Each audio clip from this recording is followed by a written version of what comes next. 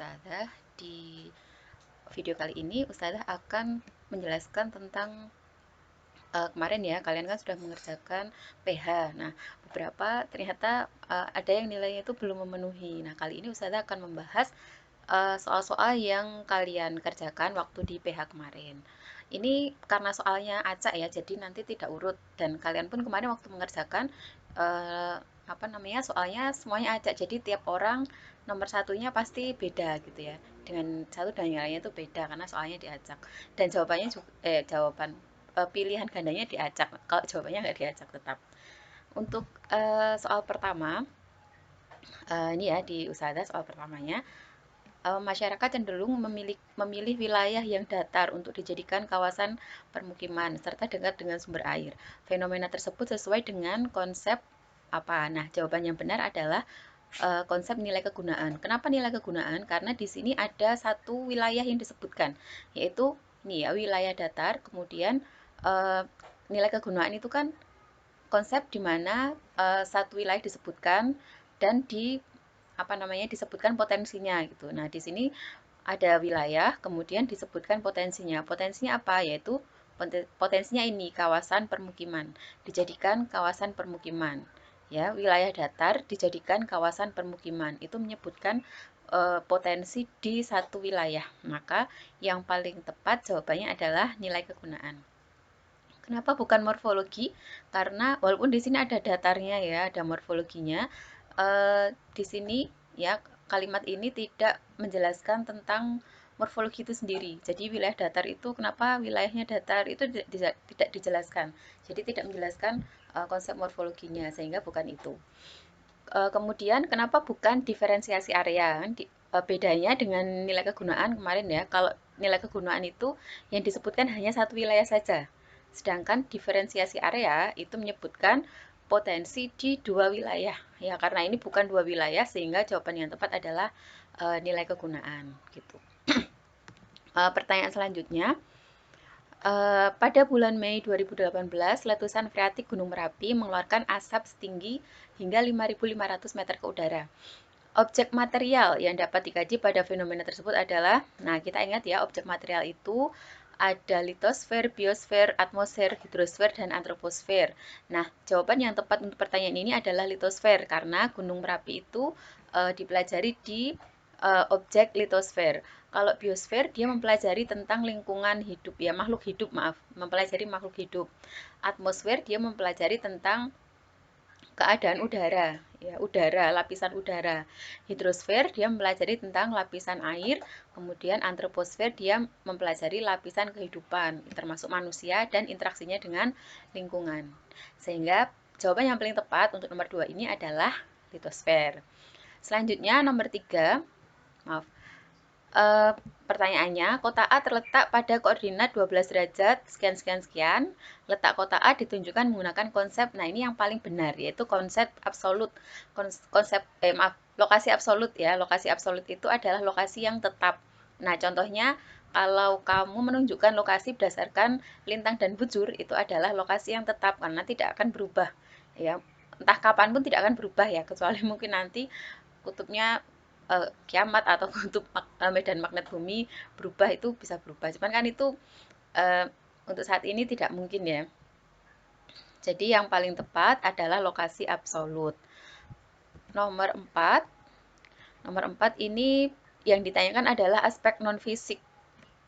Non-fisik berarti dia aspek sosial. Jadi kata lain dari non-fisik itu adalah aspek sosial.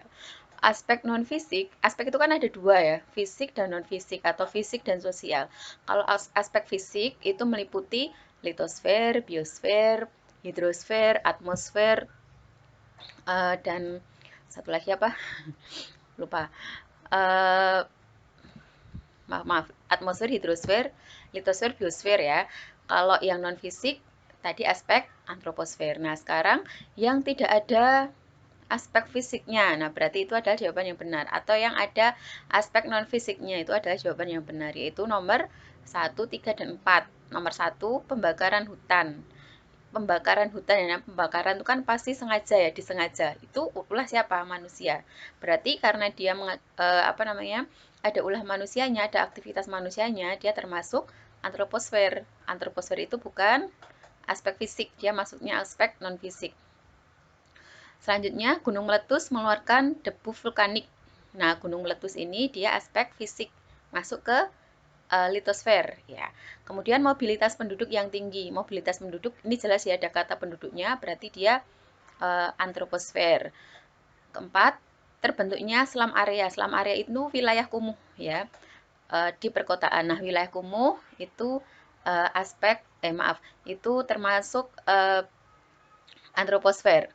Kemudian yang kelima, siklon tropis menerjang Filipina. Siklon tropis dia masuk ke atmosfer. Ya, jadi yang non fisik atau sosial itu adalah yang ini, nomor 1 pembakaran hutan, kemudian nomor 3 mobilitas penduduk, dan nomor 4 terbentuknya slum area di perkotaan. Selanjutnya, kepadatan penduduk yang tinggi merupakan permasalahan di kota besar. Kondisi tersebut menimbulkan daya dukung lahan terhadap kehidupan mengalami penurunan. Masalah tersebut dapat dikaji menggunakan salah satu objek material, yaitu, nah ini kata kuncinya sudah ada di atas ya, kepadatan penduduk. Nah, berarti dia antroposfer. Nah, dia mempelajari tentang kependudukan manusia dan interaksi dengan lingkungannya. Begitu. Selanjutnya, klimatologi adalah salah satu ilmu penunjang belajar geografi. Klimatologi mempelajari tentang klimatologi, climate ya, kalau bahasa Inggrisnya climate itu berarti iklim. Gunung api, ilmu yang pelajari namanya vulkanologi.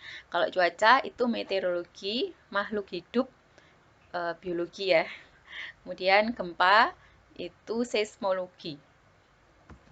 Kemudian nomor 7, ilmu penunjang geografi yang digunakan untuk mempelajari pemetaan adalah jawabannya kartografi.